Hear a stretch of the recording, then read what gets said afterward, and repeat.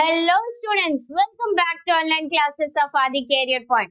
तो स्टूडेंट, आज के इस वीडियो में हम कंप्लीट करने वाले हैं सीबीएसई 2026 हिस्ट्री का जो सैंपल क्वेश्चन पेपर, इसका लास्ट पार्ट है ये। और इस लास्ट पार्ट में हम कवर करेंगे section D and section E.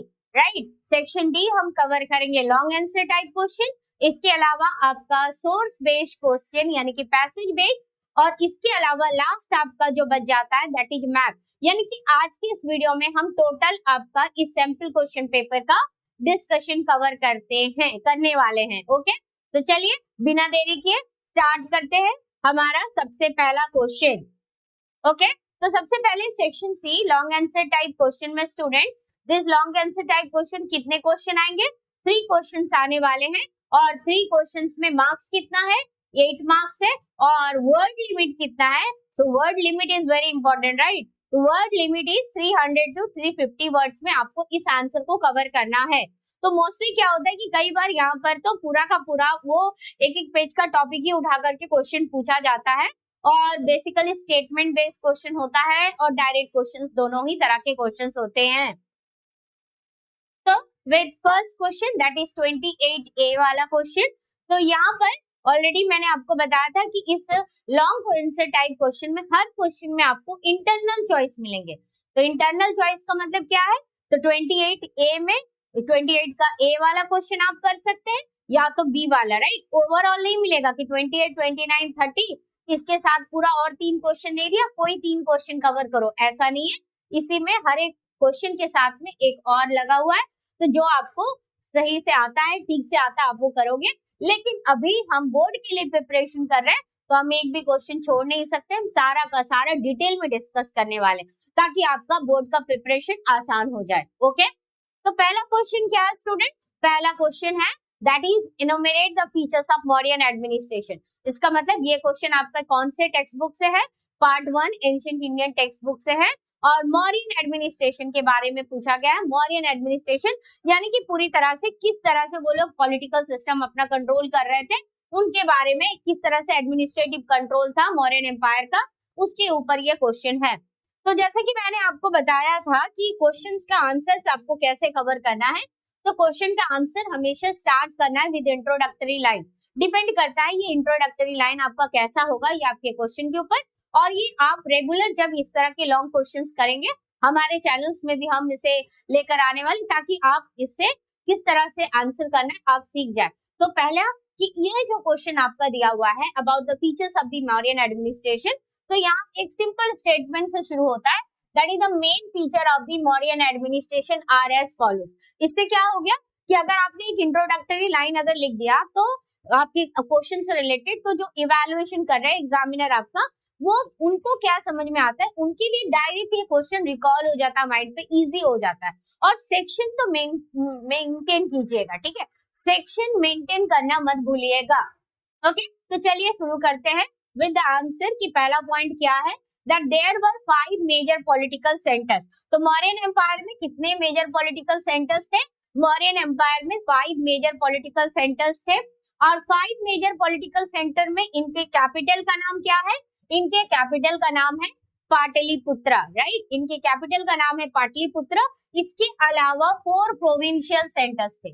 इसके अलावा 4 प्रोविंशियल सेंटर्स। अगर आपको मेजर पॉलिटिकल सेंटर्स में 5 नाम देंगे, और प्रोविंशियल सेंटर्स कितने हैं? 4 है, और वो 4 क्या है? तक्षशिला है, उज्जैनी है, तोशाली है एंड सुवर्णगिरी है, राइट? ये 4 हो गए इनके मेजर पॉलिटिकल सेंटर्स। अब बात करते हैं इन मेजर पॉलिटिकल सेंटर्स का, जो प्रोविंशियल सेंटर्स है, इनका लोकेशन कहाँ पर है?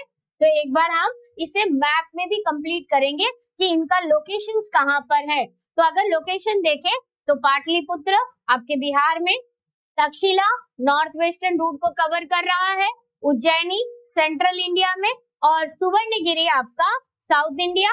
अब रह गया आपका तोशाली। तो तोशाली कहाँ पर? तोशाली है आपका ओडिशा में। तोशाली कहाँ पर? तोशाली हो गया आपका ओडिशा। तो ये हो गया इन 5 जो आपके सेंटर्स है, आपके पॉलिटिकल सेंटर्स मौर्यन एम्पायर का, उसका लोकेशन। हो सके तो आप इसे मैप में भी कर लीजिएगा, क्योंकि ये मैप में आपके पूछे जाने वाले क्वेश्चंस में आते हैं।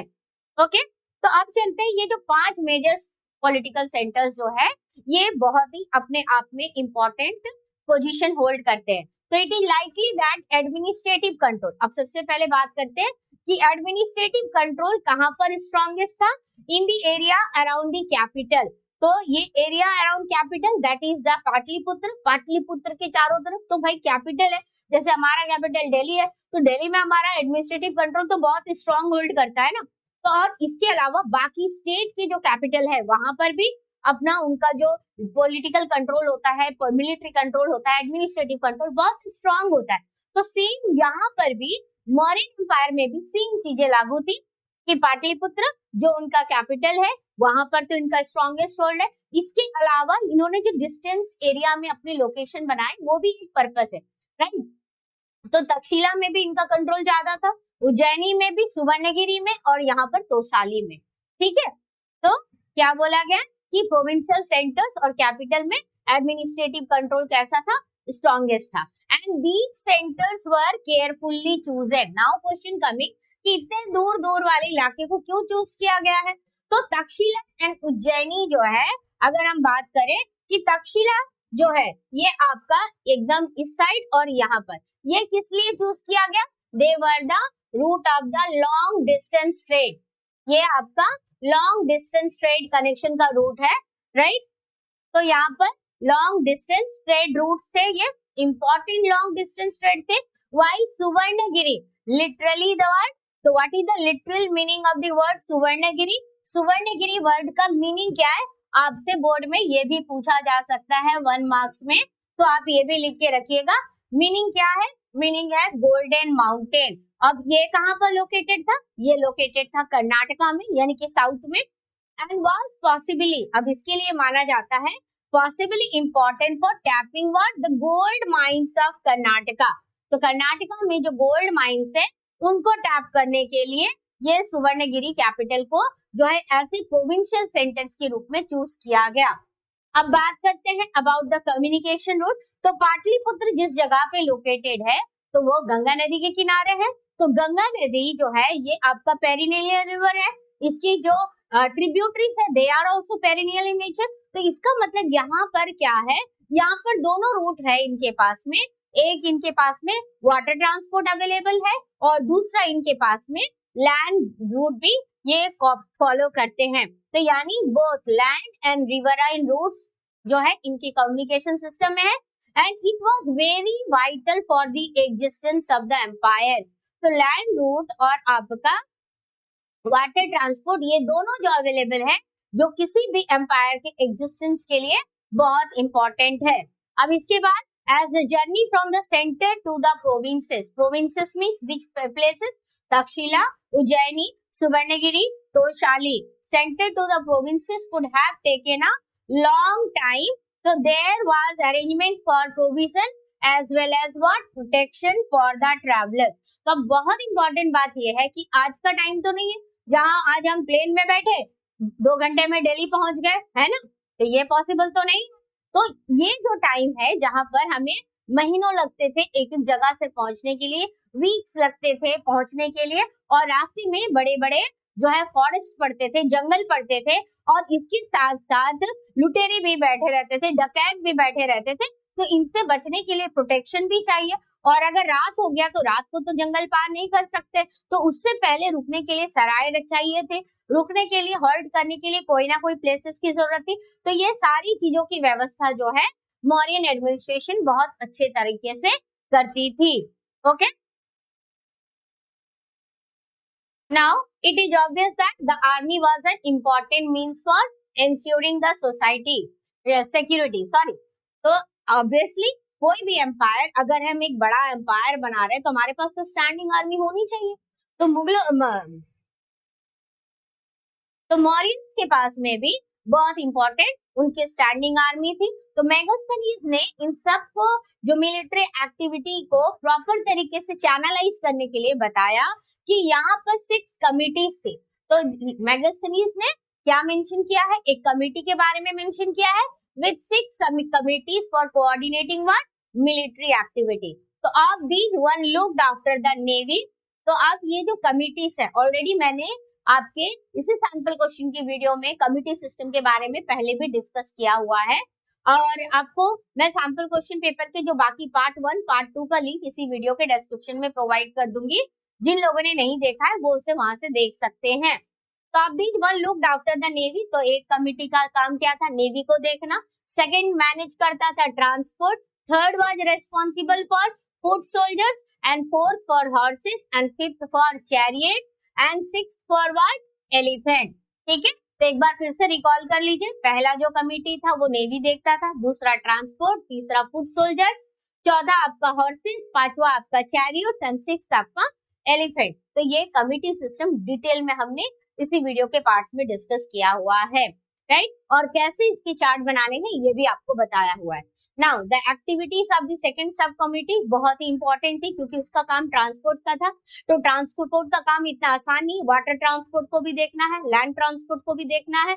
अब लैंड ट्रांसपोर्ट में अगर पैक एनिमल्स में जा रहा है तो पैक एनिमल्स जितने भी यूज हो रहे हैं तो उनके खाने पीने के सामानों को भी रखना है, जानवरों को भी देख रेख करना है, राइट। और इसके साथ साथ तो यानी इनका काम bullock carts to carry equipment, इसकी व्यवस्था करना। प्रोक्योरिंग फूड फॉर सोल्जर्स, अब जो सोल्जर्स जा रहे हैं उनके लिए भी खाने पीने की व्यवस्था करना। फोडर फॉर एनिमल्स, जानवरों के खाने पीने की व्यवस्था करना। And recruiting servants and artisans to look after the soldiers, इसके अलावा जो सैनिक जा रहे हैं उनका खाना कौन बनाएगा, उनके जो जरूरत की चीजें हैं उनको कौन फुलफिल करेगा, इसके लिए भी लोगों की जरूरत होती थी। तो ये काम पूरा जो है वो सेकंड कमिटी पूरा मैनेज करती थी। ट्रांसपोर्ट वाली कमिटी का काम बहुत ही वास्ट होता था, बहुत ही कॉम्प्लेक्स काम इनका होता था। ओके, नाउ क्वेश्चन नंबर 28 का बी, दैट इज और question, how do modern historians explain the development and the rise of Magadhan power.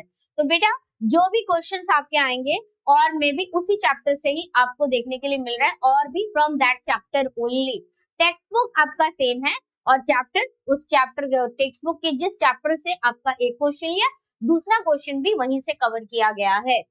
तो how do modern historian explain the development and rise of Magadhan power, explain briefly. तो modern historians ने Magadhan history को, Magadhan power के rise को किस तरह से reconstruct किया है।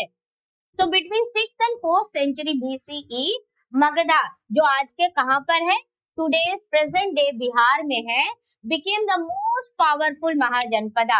तो इससे एक MCQ वाला स्टेटमेंट बेस्ड क्वेश्चन भी आया है जहां पर पंचाला मेंशन किया गया था, राइट। तो यहाँ पर आपको प्रॉपर टाइम पीरियड है, that is 6th to 4th century BCE। Magadha जो कि आज के प्रेजेंट डे बिहार में है, it become a most powerful Mahajanapada. And modern historians explain this development in a variety of ways। तो variety of ways में क्या बताया कि how Magadha become a powerful empire, right? तो यहाँ पर actually historians ने क्या mention किया है, how Magadha become a powerful empire। तो मगधा किस तरह से एक powerful empire बनता है। तो Magadha means present day what? It is a present day Bihar में है, right? present day बिहार में है, तो मगधा किस तरह से पावरफुल बनता है। तो मगधा वाज अ रीजन। तो मगधा अभी हमने पाटलिपुत्र पढ़ा, पाटलिपुत्र कौन से नदी के किनारे, गंगा नदी के किनारे है। तो ये ऐसा इलाका है जहाँ पर फर्टाइल प्लेन है, एलुवियल सॉइल्स अवेलेबल है, जिससे यहाँ की मिट्टी जो होती है बहुत ही फर्टाइल होती है, और मिट्टी की फर्टिलिटी अच्छी होने की वजह से यहाँ पर एग्रीकल्चरल प्रोडक्शन बहुत अच्छा होता है। और किसी भी एम्पायर के डेवलपमेंट में एग्रीकल्चरल प्रोडक्शन बहुत वाइटल रोल प्ले करता है। Okay, so Magadha was a region where agriculture was specially productive. अब एग्रीकल्चर के अलावा ये कौन से इलाके में है, वो आपका छोटा नागपुर प्लेटू वाला रीजन पड़ता है। एंड दिस छोटा नागपुर प्लेटू वाला रीजन, ये जो रिसोर्स बेस वाला रीजन है, तो रिसोर्सेज भी तो किसी एम्पायर के डेवलपमेंट में बहुत वाइटल रोल प्ले करते हैं। तो भाई यहाँ पर थे iron mines, right. Iron mines in present day Jharkhand were accessible and provided resources for what? And provided resources for tools and weapons, right? तो आयरन माइन से नेक्स्ट बेनिफिट ये था कि इससे टूल्स एंड वेपन्स बनाने के लिए इनको आयरन अवेलेबल था। ओके, इसके अलावा मैंने ऑलरेडी बताया ये बहुत ही घने जंगलों वाला इलाका है। तो यहाँ की ट्राइबल कम्युनिटीज के साथ में यहाँ के जो एम्पायर थे, जो रूलर्स थे, उनका कनेक्शन बहुत अच्छा था, बिकॉज दैट ट्राइबल कम्युनिटीज जो है ये इनको हेल्प करते थे जंगलों से हाथी पकड़कर लाकर देने में। और एलिफेंट जो है ना उस टाइम पे वार में बहुत इंपॉर्टेंट रोल प्ले करते थे, तो इसलिए यहाँ पर एलिफेंट के बारे में मेंशन किया गया है that elephant an important component of the army were found in the forest of the region. इसके अलावा water transport, just now we discuss, that is the Ganga and its tributaries provided a means of cheap and convenient communication.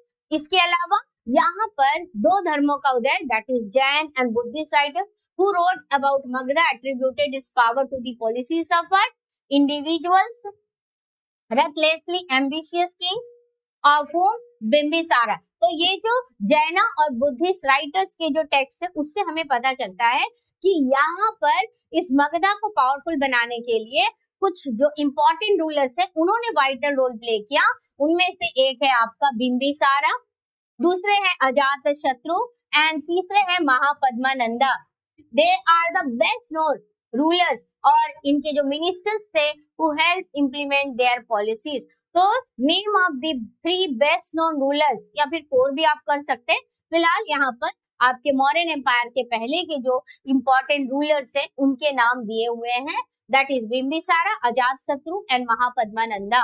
They are the most important Magadhan rulers. Okay, and the 2 capitals, तो पहला capital इनका क्या था? राजागहा, जिसे राजगीर कहा जाता है, that is also in Bihar, और पटना जिसे पहले पाटलिपुत्र कहा जाता था। अब Magadha had their own advantages, तो इस कैपिटल का भी अपना खुद का एडवांटेजेस है। राजागहा जो है ये एक फोर्टिफाइड सेटलमेंट था। तो यही सबसे इंपॉर्टेंट बात है कि जनपदास जो है ना, तो जनपदास महाजनपदास से छोटे होते थे और महाजनपदा के कैपिटल जो होते थे दे वर फोर्टिफाइड होते थे। और वो जो है आपका फोर्टिफिकेशन के साथ साथ आर्मी जो होती थी उनके पास स्टैंडिंग आर्मी होती थी ताकि उससे वो एम्पायर का प्रोटेक्शन कर पाए। और एग्रीकल्चर प्रोडक्शन से वो क्या जनरेट करते थे? अपने लिए रेवेन्यू जनरेट करते थे। ओके, सो राजागहा जो है it was a fortified settlement located, कहां पर लोकेटेड था? हिल्स के बीच में, दस वाज नॉट इजीली कैप्चर्ड। तो अब ऐसा इलाका जो पहाड़ों से घिरा है, हिल्स से घिरा है, उसको आसानी से कैप्चर करना मुश्किल था। And Pataliputra was easily communicable through what? Ganga and its tributaries. Okay, तो ये सारे फीचर्स है जो एक एम्पायर के ग्रोथ के लिए चाहिए। और साथ ही साथ खाली फीचर्स होने से नहीं होगा, राजा भी होने चाहिए। तो डेफिनेटली ये रूलर्स इन लोगों ने मगधा की ग्रोथ में बहुत वाइटल रोल प्ले किया। So the growth of Magadha culminated in the emergence of, तो मैंने अभी बताया ये आपके मौर्यंस के पहले, और मेन जो है ग्रोथ कल्मिनेट कब होता है? जब मौर्यन एम्पायर जो है एस्टैब्लिश होता है। Now who established the Mauryan empire? Mauryan empire established by Chandragupta Maurya. ठीक है, चंद्रगुप्ता मौर्य ने मौर्यन एम्पायर एस्टैब्लिश किया। कब एस्टैब्लिश किया? When did he establish Mauryan empire? circa 321 BCE में। Okay, and extended control as far north western Afghanistan, और नॉर्थ वेस्ट अफगानिस्तान, बलूचिस्तान, उस इलाके तक इसका एक्सटेंशन कर दिया। एंड हिज ग्रैंडसन, और उनके जो ग्रैंडसन है उनका नाम क्या है? Ashoka, the most famous ruler of early India who conquered what? Kalinga. और कलिंगा क्या है? That is present day coastal Odisha. Okay, तो ये सारे पॉइंट। तो पहला पॉइंट आपको क्या कवर करना है? अबाउट द एग्रीकल्चर, कि मगधा रीजन जो है एग्रीकल्चरली बहुत प्रोडक्टिव था। उसके बाद रिसोर्स बेस में आयरन माइंस था। उसके बाद में एलिफेंट यहाँ पर अवेलेबल था। नेक्स्ट यहाँ पर गंगा और इसकी ट्रिब्यूटरी से cheap and convenient water transport available था। और early Jaina and Buddhist writers के टेक्स्ट से हमको किन रूलर्स के बारे में पता चलता है जिन्होंने इस मगधान एम्पायर के डेवलपमेंट में बहुत वाइटल रोल प्ले किया? वो थे बिम्बिसारा, अजातशत्रु, महापद्मानंदा। इसके अलावा इसका कैपिटल, तो पहला कैपिटल राजागहा या फिर राजगीर कह सकते हैं, और उसके बाद पाटलिपुत्र जो कि प्रेजेंट डे पटना। राजगीर के बारे में अगर हम बात करें, ये एक फोर्टिफाइड सेटलमेंट था, हिल्स के बीच में था, इसलिए इसको कैप्चर करना इतना आसान नहीं था। और मगधा का ग्रोथ कल्मिनेटेड कब होता है? With the establishment of Mauryan empire. And who established Mauryan empire? Chandragupta Maurya established Mauryan Empire circa 321 BCE में। And name of the grandson of Chandragupta Maurya, it was Ashoka, जिसने इस एम्पायर को कोस्टल ओडिशा तक जो है इसका एक्सटेंशन किया। Okay, now the next question that is 29A. This is from the part 2 book, that is Vijayanagara empire से क्वेश्चन है, because the name is Krishnadevaraya. तो पार्ट 2 में हमने कृष्णदेवराया के बारे में डिटेल में डिस्कस किया था, that Krishnadevaraya rule was characterised by expansion and consolidation. बहुत बार ये क्वेश्चन पूछा भी गया है। कृष्णदेवराया नहीं, एक्चुअली जो विजयनगर एम्पायर है उसका पूरा एक्सपेंशन और कंसोलिडेशन इन्हीं के टाइम पीरियड पर होता है। हाँ, दो it was established bye Harihar Bukka, that is a different thing, but कौन सबसे ऐसे रूलर है जिनकी वजह से इस एम्पायर का एस्टैब्लिशमेंट कंसोलिडेशन होता है, इस एम्पायर का एक्सपेंशन होता है? तो मोस्ट इंपॉर्टेंट रूलर है कृष्णदेवराया। तो डायरेक्ट स्टेटमेंट दे दिया, लेकिन आंसर एक्चुअली क्या है, that is the contribution of Krishnadevaraya. ठीक है, कि कृष्णदेवराया ने किस तरह से मगधा के विजयनगर एम्पायर के एस्टैब्लिशमेंट में वाइटल रोल प्ले किया।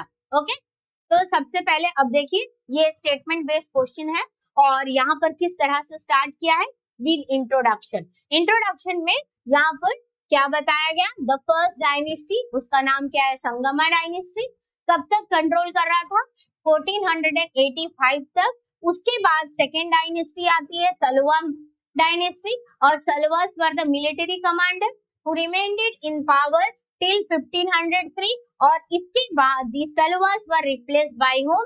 They were replaced by Tuluvas. And Krishnadevaraaya belongs from which dynasty? Krishnadevaraaya belongs to Tuluva dynasty. Okay, so Krishnadevaraaya belong to the Tuluva dynasty. उनका रूल कब से कब तक चला, तो देखिए 1503 तक जो है आपका सलवा डायनेस्टी का रूल था। इसके बाद यहाँ पर तुलवा आया, तो 1503 के बाद में कृष्णदेवराया का रूल कब से शुरू होता है, कृष्णदेवराया का रूल 1509 से शुरू होता है टिल 1529 कॉमन एरा। 1509 से 1529 कॉमन एरा तक शुरू होता। तो ये इंट्रो हो गया। And following were his main achievement, अब उनका मेन अचीवमेंट क्या है, so the land between the Tungabhadra and Krishna reverse, that is Raichur Doab. तो अब ये कौन से इलाका है, that is this is Krishna and Tungabhadra, इस नदी के बीच का।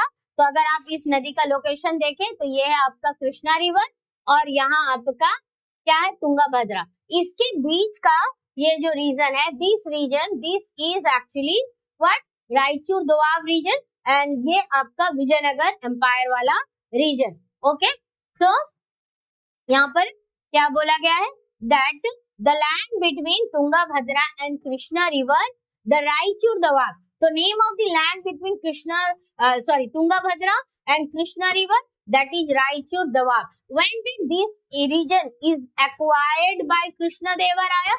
कृष्णदेवराया ने ये रीजन को कब एक्वायर किया पूरी तरह से, 1512 में। 1509 में वो सत्ता पे बैठते हैं और 1512 में उन्होंने इस पर्टिकुलर रीजन को अपने कंट्रोल में ले लिया। और ये रीजन जो है ना बहुत ही प्रोडक्टिव था, क्योंकि दो नदियों के बीच वाला इलाका है और यहाँ पर एग्रीकल्चर फर्टिलिटी वगैरह बहुत ही है, तो इसको कंट्रोल करना उनके लिए बहुत इंपॉर्टेंट था। नेक्स्ट है द रूलर्स ऑफ उड़ीसा, इसके बाद उड़ीसा के रूलर्स को भी हराया एंड दे वर सबड्यूड इन 1514, यानी कि 2 साल के बाद उड़ीसा वाले रूलर्स जो है उन्होंने सबड्यूड किया। And severe defeats were inflicted on the sultan of Bijapur के सुल्तान को 1520 में इन्होंने हराया। तो ये इनके मेजर अचीवमेंट है। तो 1509 में इनको सत्ता मिलती है, राजा बनते हैं। नेक्स्ट क्या है, 1512 में क्या करते हैं, रायचूर दोआब को अपने अंडर कंट्रोल में लेते हैं। 1514 में उड़ीसा के रूलर्स को हराते हैं। उसके बाद 1520 पे बीजापुर के सुल्तान को भी हराते हैं। Okay, next, although the kingdom remained in a what constant state of military preparedness। तो अब ये जो किंगडम है ना, ये हमेशा मिलिट्री इनकी प्रिपेयर रहती थी, क्योंकि कभी भी इन पर अटैक हो सकता था। Okay, it flourished under condition of unparalleled peace and prosperity. तो ये बहुत इंपॉर्टेंट बात है, हमेशा इनकी मिलिट्री प्रिपेयर्डनेस रहती थी, कभी भी इन पर कहीं से भी अटैक हो सकता था, गोलकोंडा से हो सकता था, इन इलाकों से, क्योंकि आसपास इनके जितने भी रूलर्स थे इनके साथ में इनके दुश्मनी थी, राइवलरी थी। तो अब ये सभी जो है रायचूर दोआब वाले इलाके को कंट्रोल करना चाहते थे, इसको भी लेकर के इनकी लड़ाई थी। तो इसलिए यहाँ पर सेना हमेशा तैयार रहती थी, ठीक है, कि कभी भी अटैक हो सकता है या कभी भी इनको लड़ने के लिए जा सकता है। इसके बावजूद यानी कि कांस्टेंट वार वाले कंडीशन में होने वाले एम्पायर में भी कंटिन्यूअसली क्या थी, पीस और प्रॉस्पेरिटी बनी रही। Okay, and Krishna Devaraya is credited with building what, some fine temples. अब इन्होंने अपने एम्पायर का कंसोलिडेशन किया, इसके बाद इन्होंने अपने एम्पायर में मार्वेलस बिल्डिंग स्ट्रक्चर्स बनाए, राइट। क्या building structure, that is fine temples and adding impressive gateway. तो साउथ इंडिया में जो मंदिरों के बाहर बड़े बड़े गेटवेज देखते, जो अपने आप में बहुत भव्य है, ऐसा लगता है वो खुद ही मंदिर है, तो नहीं, वो मंदिर नहीं है बल्कि वो गेटवेज है। और उस गेटवेज को क्या कहा जाता है, गोपुराम्स कहा जाता है। एंड कृष्णा देवराया ऑल्सो फाउंडेड अ सब अर्बन टाउनशिप। तो यहाँ से भी एक एमसीक्यू बनेगा आपका, नेम ऑफ द सब urban township established by Krishna Deva Raya, that is near Vijayanagara, called Nagalapuram। अब ये नगालापुरम जो है ये इन्होंने अपनी माँ के नाम पर जो है इस प्लेस को बनाया था, सब अर्बन टाउनशिप को स्टैब्लिश किया था। और किसके नजदीक स्टैब्लिश किया था, विजयनगर एम्पायर के नजदीक स्टैब्लिश किया था। ओके, एंड कृष्ण देवा राया जो है most famous ruler of Vijayanagara, इन्होंने एक किताब लिखी है, and the name of that particular book is what, the name of that particular book is the Amukta-Malyada। ठीक है, अब ये अमुक्तमाल्यदा, इसका लैंग्वेज क्या है, तेलुगु है, और ये आपका स्टेट क्राफ्ट यानी कि पॉलिटिकल सिस्टम, राज्य के ऊपर लिखी हुई किताब है, and it was written in the Telugu language.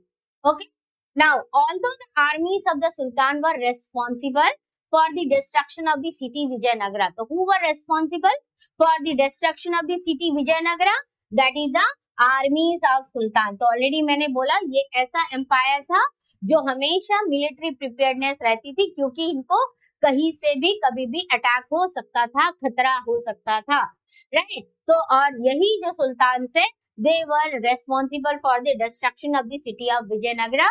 Relations between the sultans and the rayas, तो अब ये जो आपके विजयनगर एम्पायर के रूलर्स अपने लिए कौन सा वर्ड लगाते थे, राया, यानी कि सुल्तान, एंड रायास वर नॉट ऑलवेज और इनएविटेबली हॉस्टाइल। इसका मतलब ये है कि मानो कि इन लोगों से खतरा था, इन लोगों से प्रॉब्लम था, लेकिन इसका ये मतलब नहीं है कि हमेशा इनके साथ इन्होंने दुश्मनी मेंटेन किया है, बल्कि कई बार जो है इनके साथ में अच्छी बातें भी इनकी हुई है। एंड कृष्णा देवा राया for example supported some claimants to power in the sultan as well, and many foreign travelers like who, that is Barbosa, Pace and Fernando Nunes।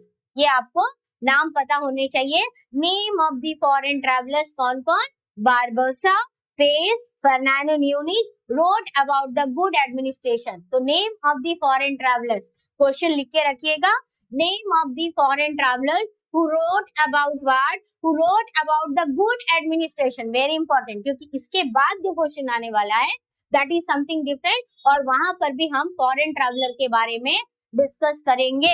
तो now the name of the foreign traveler who wrote about the good administration of the Vijayanagar Empire, so they are who, they are Barbosa, Pace and Fernando Nunes, right। तो ये question आ सकता है, and they wrote about the good administration and prosperity of the Vijayanagar Empire। Okay, and in the end it is clear that Krishna Deva Raya was the greatest of all the rulers of the Vijayanagara kingdom। Okay, now the और question, तो मैंने अभी बताया कि और question जो है यहाँ से एक और क्वेश्चन बनने वाला है, that और में यहाँ पर क्या है, यहाँ पर अब्दुल रज़ाक बोला गया है। तो अब्दुल रज़ाक कौन थे, who was Abdul Razak? He was also a foreign traveler and ambassador sent by the ruler of Persia to Calicut, and Calicut, what is the present name of Calicut? आपसे क्वेश्चन पूछा जा सकता है, प्रेजेंट नेम ऑफ कैलीकट। तो कैलीकट का present name क्या है? तो कैलीकट का प्रेजेंट नेम है कोझिकोडे। ये कौन से सेंचुरी में आते हैं? 15th सेंचुरी में आते हैं और ये भी विजयनगर एम्पायर से इम्प्रेस्ड होते हैं, लेकिन इन्होंने गुड एडमिनिस्ट्रेशन या फिर विजयनगर की प्रॉस्पेरिटी के बारे में नहीं, बल्कि विजयनगर एम्पायर के फोर्टिफिकेशन के बारे में बोला था। ठीक है, actually he was greatly impressed by the fortification and mentioned 7 line of forts। 7 line of forts का मतलब क्या है, जैसे कि मान लो आपका ये एम्पायर का सेंटर है, तो इसके चारों तरफ 7 लाइन ऑफ फोर्ट्स है और अलग अलग तरीके से वो एक दूसरे के साथ कनेक्टेड है और हर किसी चीज का अपना इम्पोर्टेंस है। ओके, तो who wrote about the fortification of the Vijayanagara empire, यहाँ से क्वेश्चन आपका ये बनेगा, name of the traveller who wrote about the fortification of the Vijayanagara empire, it was Abdul Razak. Okay, तो आप चलते हैं कि आखिर अब्दुल रज़ाक ने क्या क्या बताया about the fortification of Vijayanagara empire. So Abdul Razak, an ambassador sent by the ruler of Persia to Calicut, present day Kozhikode, in the 15th century, was greatly impressed। तो मैंने आप लोगों को बताया था ना कि इस तरह के स्टेटमेंट बेस्ड क्वेश्चन आने से आपको कैसे लिखना है। देखिए, सेम आपके सैंपल क्वेश्चन पेपर में भी सेम आंसर मेंशन किया गया है और सेम लाइन को मेंशन किया है कि 7 line support and it is clear from the following detail. तो अब आप अगर इसको एग्री करते हैं तो आपको डेफिनेटली अपने आंसर के फेवर में आर्गुमेंट देने की जरूरत है। ओके, सो पहला, different parts of the city of Vijayanagara were enclose with the great fortress wall. तो बड़े बड़े फोर्ट्रेस वॉल से different parts of the city of Vijayanagara जो है वो एनक्लोज था, मतलब घिरा हुआ था। These encircle not only, mainly क्या होता है कि जो बड़े बड़े एम्पायर होते हैं उनके मेन सिटी को ही लोग एनसर्कल करके रखते हैं, क्योंकि सेंटर पे सबसे ज्यादा अटैक का खतरा होता है। बट यहाँ पर क्या है, दीज एनसर्कल नॉट ओनली बोला गया है the city but also it's agricultural hinterland को भी इन लोगों ने क्या किया था, फोर्टिफिकेशन करके रखा था। अब तक हमने देखा ना, मौर्यन एम्पायर पढ़ा, मगधा के बारे में पढ़ा, पाटलिपुत्र फोर्टिफिकेशन था, यानी कि राजगिरा जो है वो फोर्टिफाइड था, पाटलिपुत्र का फोर्टिफिकेशन था। लेकिन यहाँ पर क्या बोला कि केवल सिटी का सेंटर ही कली फोर्टिफिकेशन नहीं था, बल्कि सिटी के सेंटर्स के साथ साथ और भी क्या फोर्टिफाइड था, एग्रीकल्चरल हिंटरलैंड और इनके फॉरेस्ट भी फोर्टिफाइड थे, very important. And the outer most wall link the hill surrounding the city, और जो आउटर जो वॉल था, यानी कि जो सबसे बाहर वाला जो इनका, जहां से इनकी बाउंड्री खत्म होती है, that outer most wall link the hill surrounding the city. The massive machinery construction के बारे में बताया है, was slightly tapered, right? And no mortar or cementing agent was employed anywhere in the construction। Very important कि इतना बड़ा fortification किया गया, 7 लाइन्स ऑफ फोर्टिफिकेशन किया गया, लेकिन कोई मोर्टार या तो फिर सीमेंटिंग एजेंट को यहाँ पर यूज नहीं किया है, उन ईंटों को या फिर उन स्टोन्स को एक दूसरे के साथ अटैच करने के लिए। The stone blocks were wedge shape। wedge shape का मतलब इस तरह का शेप, ये शेप था स्टोन ब्लॉक्स का, ठीक है, ये था इनका shape, which held them in place, जो इनको इनके प्लेस में रहने में हेल्प करते थे। And the inner portion, जो inner portion था of the walls was earth packed with rubble, मतलब मिट्टी में कंकड़ को मिला करके इनर पोर्शन ऑफ वॉल को उससे पैक किया गया था, मिट्टी से। तो उस समय तो ऐसे सीमेंटिंग वगैरह तो होते नहीं थे, हाँ मोर्टार या फिर लाइमस्टोन, लाइम इन सब का यूज तो होता था, लेकिन यहाँ पर उसका भी यूज नहीं हो रहा है। और इन्होंने फोर्टिफिकेशन किससे किया है, with the earth packed with rubble. Okay, and square और रेक्टेंगुलर बेसन प्रोजेक्टेड आउटवर्ड। अब ये स्क्वायर और रेक्टेंगुलर बेसन का मतलब क्या है कि जैसे आपने देखा होगा कि कोई भी अगर आपका इस तरह का इलाका फोर्टिफिकेशन है, तो ये आपका एक ऐसा इलाका जहां पर एक सैनिक खड़ा होकर के प्रोटेक्शन करते रहता है। तो ये हो गया आपका प्रोजेक्टेड एरिया, मतलब जो फोर्टिफाइड एरिया है उसका बाहर जो निकला हुआ इलाका है वो कैसा होता है, वो स्क्वायर या रेक्टेंगुलर शेप का हुआ करता था। ओके,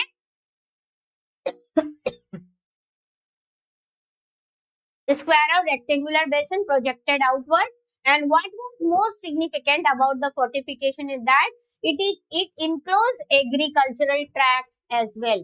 एग्रीकल्चरल ट्रैक्ट्स को भी ये एनक्लोज करते थे. And Abdul Razak noted that between the first, second and the third walls there are cultivated field, gardens and houses. तो ये आपसे पूछा जा सकता है what were there between the first, second and third wall of fortification. First, second और third wall of fortification के में क्या था? एग्रीकल्चरल फील्ड था, गार्डन्स थे एंड हाउसेस थे. अब बात करते हैं सेकेंड लाइन ऑफ फोर्टिफिकेशन, यानी कि आपका first, second and third wall. तो 3 वॉल है, 3 वॉल के बीच में क्या है?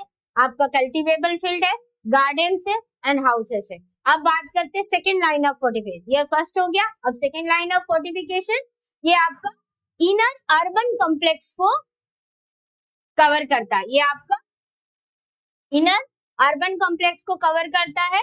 और थर्ड लाइन जो है सराउंडेड द रॉयल सेंटर. और तीसरा लाइन किसको सराउंड करता है?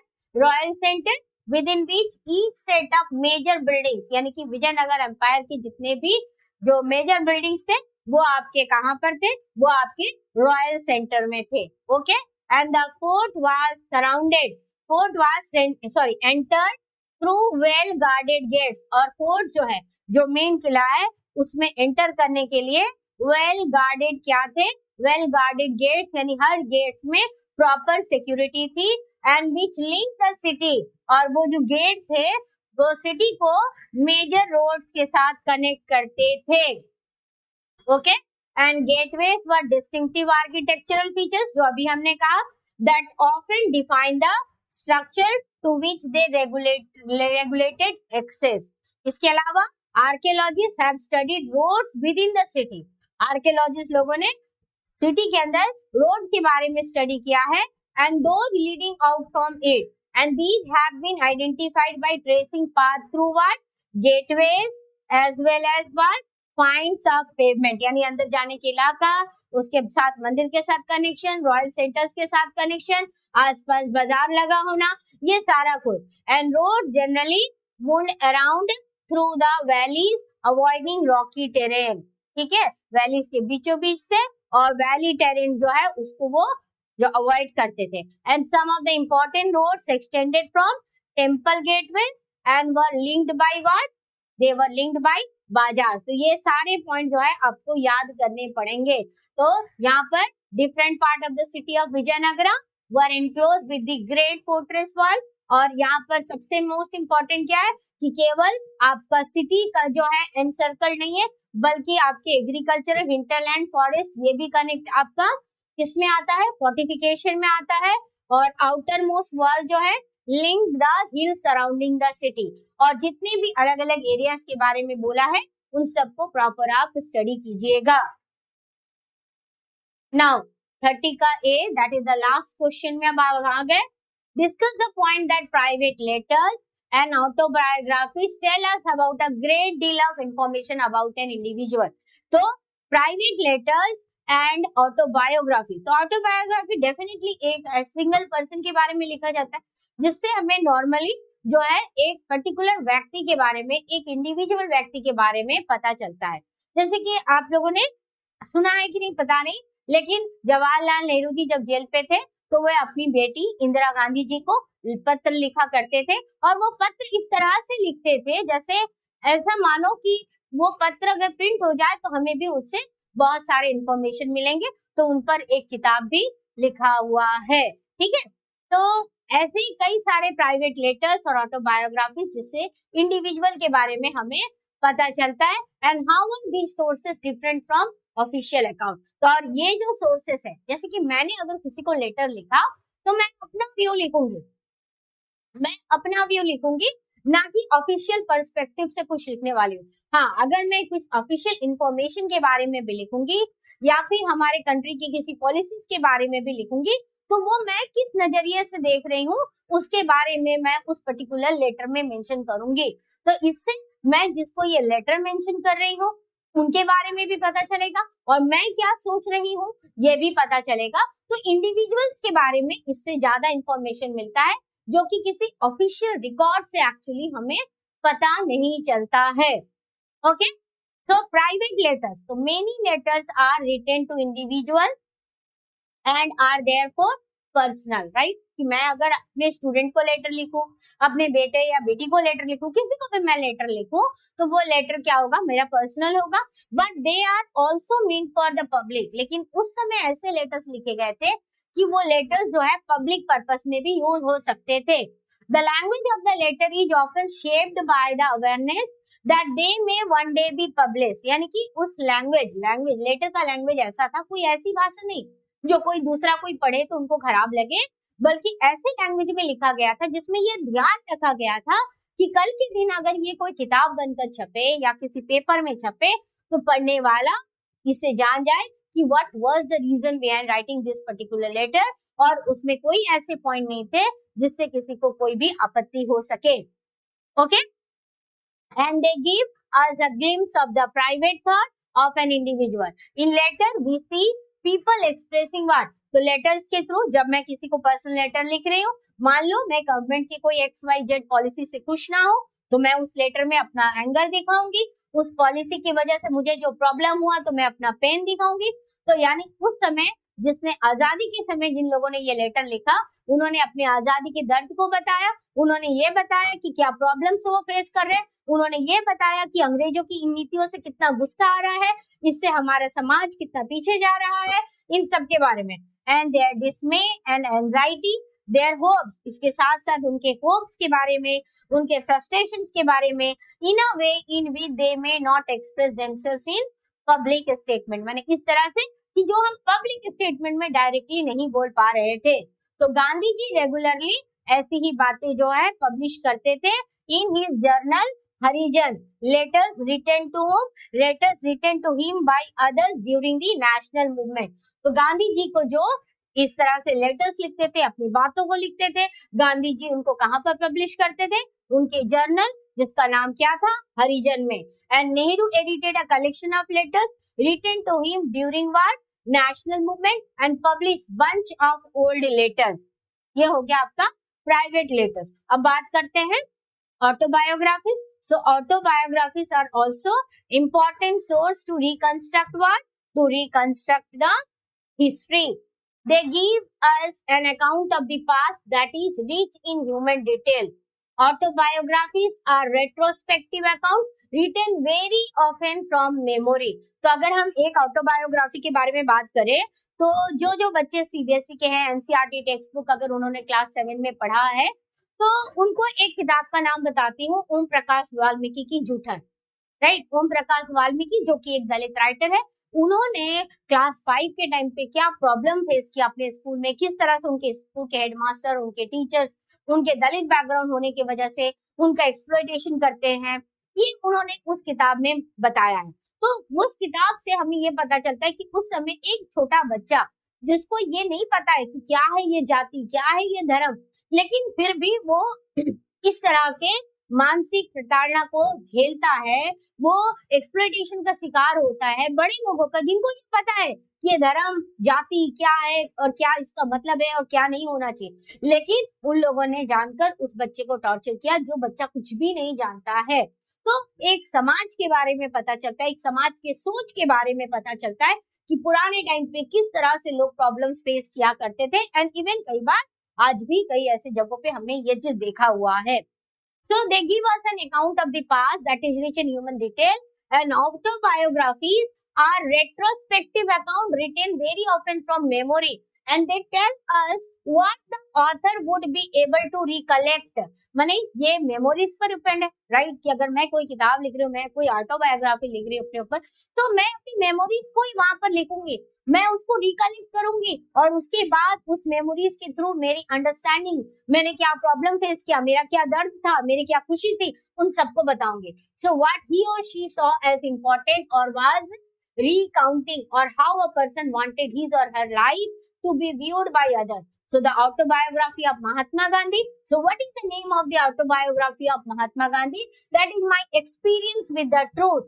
This is an autobiography of Mahatma Gandhi. Gives us a glimpse of the life of what? Mahatma Gandhi के लाइफ के बारे में यहाँ से पता चलता है।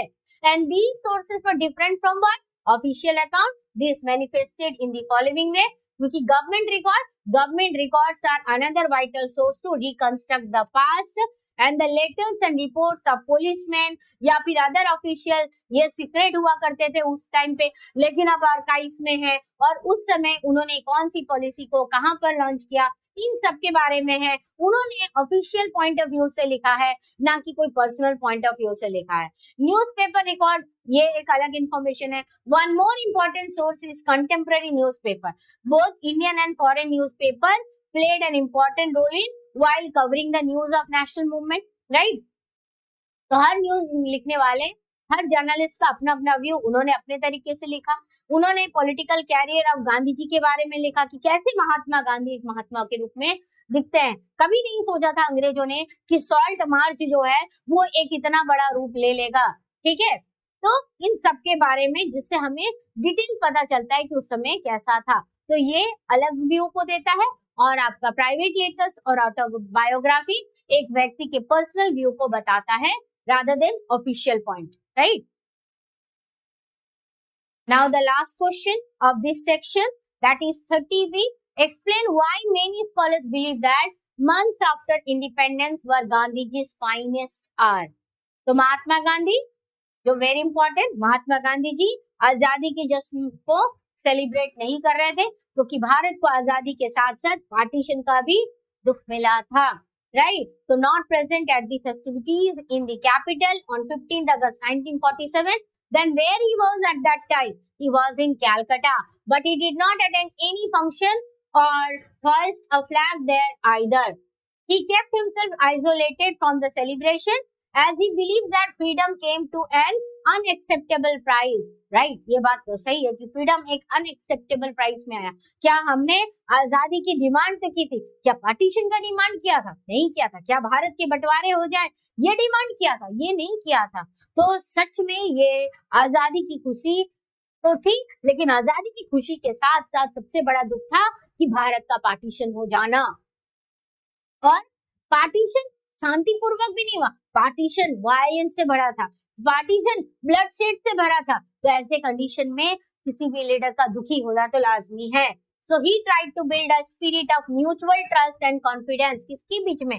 Between the communities, between the Hindu, Muslim and Sikh, and he was worried for the displaced people in India and Pakistan as well. And after attainment of independence, Gandhi ji kept himself aloof मतलब अपने आप को दूर रखना from the political work and engagement. He focused on what? He focused on pacifying.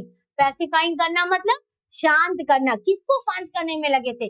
उन लोगों को जो पूरे वायलेंट हो चुके थे, उन लोगों को जो एग्रेसिव हो चुके थे, right? Pacifying people, went around hospitals and refugee camps and giving consolation to distressed people. He appealed to Sikh, Hindus and Muslims to forget the past and extend the hand of friendship and cooperation to one. And he said the worst is over. और उन्होंने कहा कि भाई worst खत्म हो चुका है। And all Indians should work together for equality of all classes and creed. अब नफरत फैलाने का टाइम नहीं है। जो अंग्रेजों के टाइम पूरा था वो चला जा चुका है, लेकिन अब हमें एक दूसरे के साथ हाथ मिलाकर हमारे सोसाइटी को एक साथ अच्छे जगह पे लेकर के जाना है, एक दूसरे की भलाई के बारे में सोचना है। And he even thought that though India and Pakistan are divided geographically and politically, but at heart we shall be friends and brothers and be the one for outside world. बाहर की दुनिया के लिए हमें एक रहना, भले हम डिवाइड हो चुके हैं, लेकिन हम तो थे पहले एक ही धरती से, तो हमारा दिल जो है वो एक होना चाहिए, जोग्राफिकल पॉलिटिकली जो भी हो, लेकिन पूरे दुनिया के सामने हमें एक दिखना चाहिए, भले हम अंदर डिवाइडेड हो। लेकिन ऐसा क्या हो पाया? ऐसा तो नहीं हो पाया। And Gandhiji was in Bengal when India attained its freedom, and after bringing peace to Bengal, वो कहाँ गए? दिल्ली गए, and he was willing to go to Punjab to console the people. Therefore, it can be said that in his last days, Gandhiji was spending time to bring peace without any pressure of political objective, and he was serving for the humanity. So, keeping the all above in consideration, scholars describe the month after independence being Gandhiji's finest hour. अब चलते हैं section D which is a source based question. तो I hope कि section जो आपका सी था वो आपको क्लियर हुआ होगा, पूरी तरह से समझ में आया है long answer type questions, right. तो अब हम लोग आगे बढ़ते हैं सेक्शन डी में। अगर आपके कुछ डाउट रहते हैं तो स्टूडेंट आप कमेंट सेक्शन में प्लीज मेंशन कीजिए, आप अपना वैल्यूएबल फीडबैक भी दीजिए, राइट। अब चलते हैं सोर्स बेस्ड क्वेश्चन में।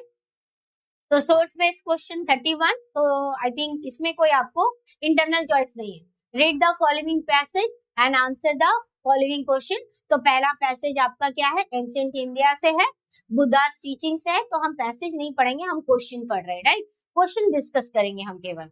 Now what do you understand by the term hagiographies. तो हेगियोग्राफिस का मतलब क्या है, तो hagiography is a biography of a saint. Hagiography का मतलब क्या है, this is a biography of a saint और रिलीजियस लीडर, ठीक है। तो यहाँ पर क्या बोला है, how do we know about the Buddha's teaching. Buddha's teaching के बारे में हमें कैसे पता चलता है, these have been reconstructed by carefully what editing, translating and analysing Buddhist text. Buddha ने तो अपने टाइम पीरियड में कुछ नहीं लिखा, उन्होंने तो सब कुछ ओरली ट्रांसमिट किया था, और उनके जाने के बाद ये सारी चीजें कंपाइल होती हैं, ओके। तो hagiographies often frames the saints achievement and may not always be literally accurate, क्योंकि अगर ये किसी सेंट ने खुद लिखा होगा अपने बारे में तो फिर समझ में आएगा कि वो एक्यूरेट होगा, लेकिन ये इंफॉर्मेशन एक्यूरेट नहीं है। क्यों एक्यूरेट नहीं है, क्योंकि अलग अलग सोर्सेस से कलेक्ट करके इनको कंपाइल करके उनके बारे में लिखा गया है। नाउ तो 1 मार्क्स का एक क्वेश्चन। नाउ 1 मार्क्स का second question, right any one teaching और फिलोसॉफी ऑफ बुद्धा। तो बुद्धा की एक टीचिंग या फिलोसॉफी को, तो बुद्धा के टीचिंग को याद कीजिएगा, आपके शॉर्ट आंसर्स में भी आते हैं। The world is transient, that is anicca and constantly changing, it is also soulless, anatta. तो वर्ल्ड जो है ना वो एक जगह पे सीमित नहीं है, वर्ल्ड हमेशा बदलता रहता है, ठीक है, एंड चेंजिंग है, एंड इट इज ऑल्सो क्या है, सोललेस है, as there is nothing permanent, कुछ भी परमानेंट नहीं है, मैं भी परमानेंट नहीं हूँ, मेरी आत्मा भी परमानेंट नहीं है, राइट, और eternal in it. So within this transient world sorrow dukkha is intrinsic to human existence. तो दुख क्यों मेन है, क्योंकि मनुष्य की जो लालसा है, मनुष्य की जो ग्रीड है, वो कभी भी एंड नहीं होती है। आज हमारे पास एक चीज की चाहत है, कार की चाहत है, आज एक कार आ गई तो कल हम बोलेंगे नहीं, आज हमारे पास एक नॉर्मल कार है, कल हम बड़ा BMW खरीदेंगे, परसों कुछ और खरीदेंगे। हम कभी खुश नहीं रह सकते, हम कभी सेटिस्फाइड नहीं होते, और जब हम सेटिस्फाइड नहीं है तो इसका मतलब हम दुखी है, राइट। तो ये हमारे दुख का कारण है, and it is by following the path of moderation. जब हम इसमें मॉडरेशन करेंगे between severe penance and self intelligence, that human being can rise above these worldly trouble। ये जो दुख है, ये जो चाहत है, ये जो जिस चाहत की वजह से निराशा है, तो इन सब का एंड होगा हम प्रॉपर पाथ को फॉलो करके, और तब जाकर हमें मुक्ति मिलेगी। नाउ ये क्वेश्चन जो है that is the third question of this passage, ये आपका 2 मार्क्स का है। Why did art historians need to acquire familiarity with हेगियोग्राफी।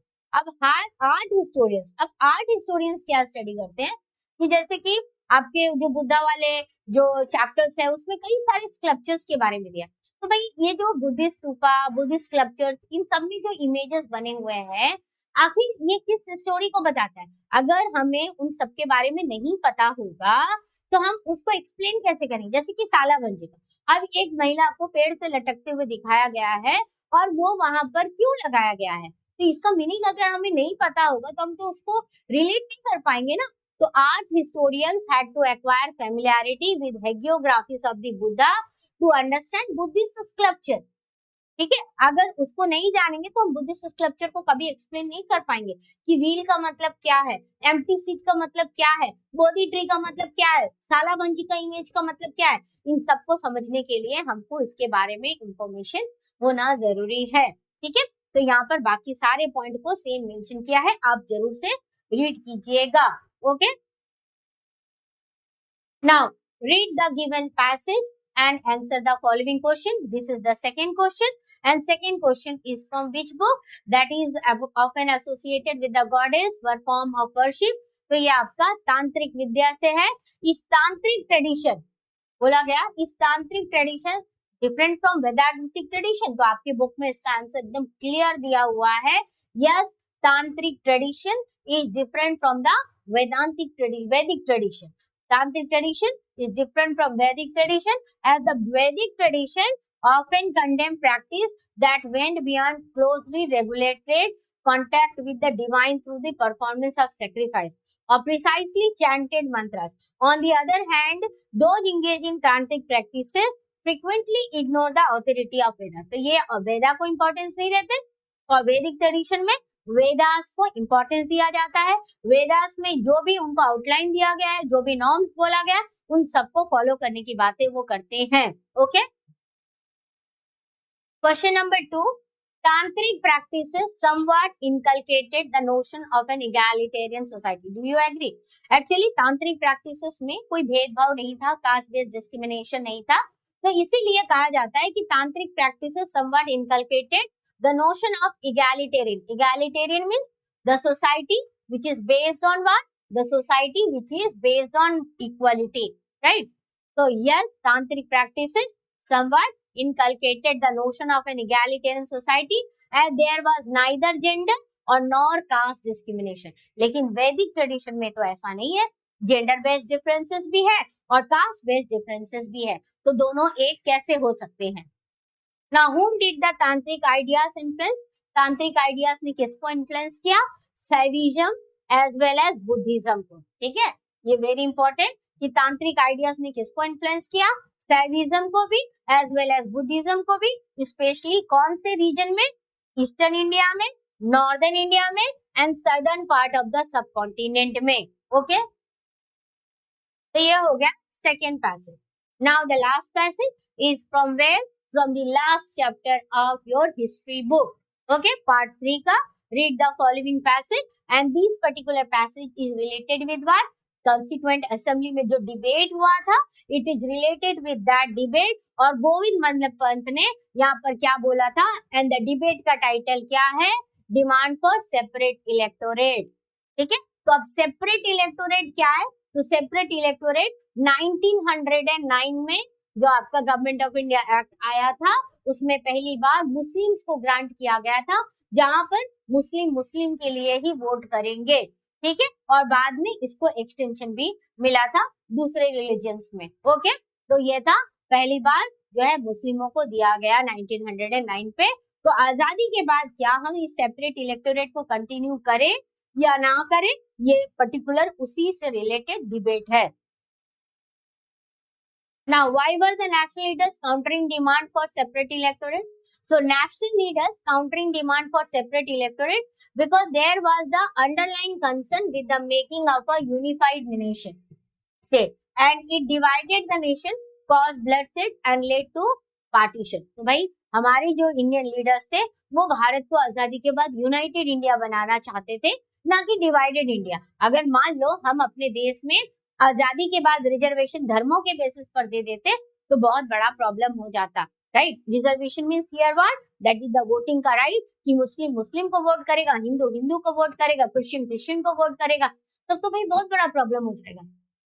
तब एक ही सोसाइटी कई सारे पार्ट्स में डिवाइड हो जाएगी, और जो यूनाइटेड इंडिया हमारा बनाने का जो मेन जो चैलेंज है, जो मेन जो सपना है, वो यहाँ पर टूट जाएगा। इसीलिए कोई भी नहीं चाहता था कि रिजर्व जो है ज्यादा से ज्यादा leaders, they all supported what? They all supported reserve constituency rather than separate electorate. Imagine you were a member of the Constituent Assembly. Would you have supported the idea of separate electorate? Give reason to justify your answer. तो one would, तो यहाँ पर सीधी बात बोला गया है कि one would not support separate electorate as it breeds separatism. तो सेपरेट इलेक्टोरेट सेपरेटिज्म लेकर आता है, तो कौन इसको सपोर्ट करेगा?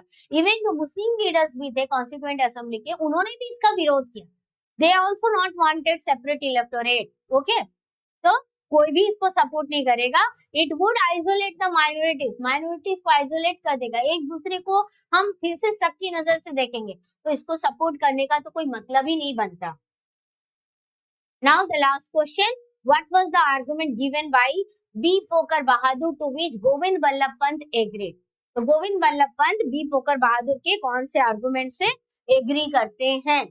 तो on 27 August 1947 B Pocker Bahadur from where? From Madras made a powerful plea for continuing separate electorate. तो यहाँ पर आपसे एक क्वेश्चन पूछा जा सकता है, among the leader identified who made a powerful play for making separate electorate, continuing separate electorate. तो it was B Pocker Bahadur. B Pocker Bahadur कौन से कॉन्स्टिट्यूएंसी से रिलेटेड है? He was related with Madras constituency. तो गोविंद वल्लभ पंत भी एग्री करते हैं with Bahadur that the success of a democracy was to be judged by the confidence it generated among different section of people। इनका ये मानना है कि डेमोक्रेसी का सक्सेस किस पर डिपेंड करता है कि हम माइनॉरिटीज के ऊपर में जो है किस तरह से हम उनके अंदर में कॉन्फिडेंस जनरेट कर सके। और कॉन्फिडेंस जनरेट करने के लिए इनका कहना था कि सेपरेट इलेक्टोरेट आना चाहिए। And he agreed to that even that every citizen in a free state should be treated in a manner that satisfied not only his material want बल्कि उनका spiritual want को भी fulfill कर पाए, spiritual sense of self respect को भी fulfill कर पाए। And that the majority community had an obligation to try and understand the problems of minorities and empathies with their aspiration। तो इसीलिए मेजोरिटी कम्युनिटी को जो माइनॉरिटी कम्युनिटीज है उनको समझना चाहिए, उनके नीड और उनके एस्पिरेशन को समझना चाहिए। Now section E that is map based question, 5 marks के आते हैं। तो पहला मैप आपका क्या है? On the given political map of India locate and label the following with appropriate symbol. तो Amaravati stupa, Magadha, mahajanapada, Rakhigarhi, Harappan site and Lothal Harappan site. ठीक है, तो पहले इसको देखते हैं हम लोग मैप में। तो आपका कौन कौन सा? मगधा के लिए आप क्या कीजिएगा? आप डायरेक्ट बिहार को लोकेट कीजिएगा। इसके बाद नेक्स्ट क्या बोला? राखीगढ़ी, तो राखीगढ़ी आपका यहाँ हरियाणा में। नेक्स्ट आपका अमरावती स्तूपा। और लोथल क्या है आपका? Lothal is also a Harappan site. ये हो गया आपका इसका लोकेशन। नेक्स्ट क्या है? On the same outline map, 2 places have been marked A and B as the center of the revolt of 1857. Identify them and write their correct names on the lines drawn near them. तो lines के through, तो एक हो गया आपका कैलकाटा और दूसरा हो गया आपका Delhi. This is Delhi, okay? This one is Delhi.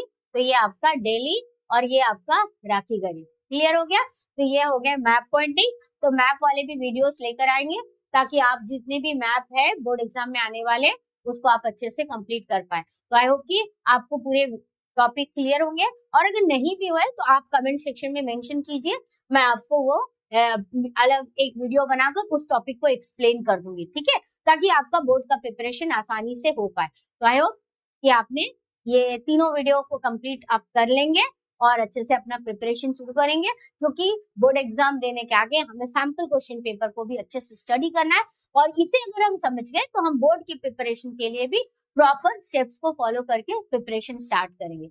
Okay student, thank you for watching this video and don't forget to like, share and subscribe my channel. Thank you once again.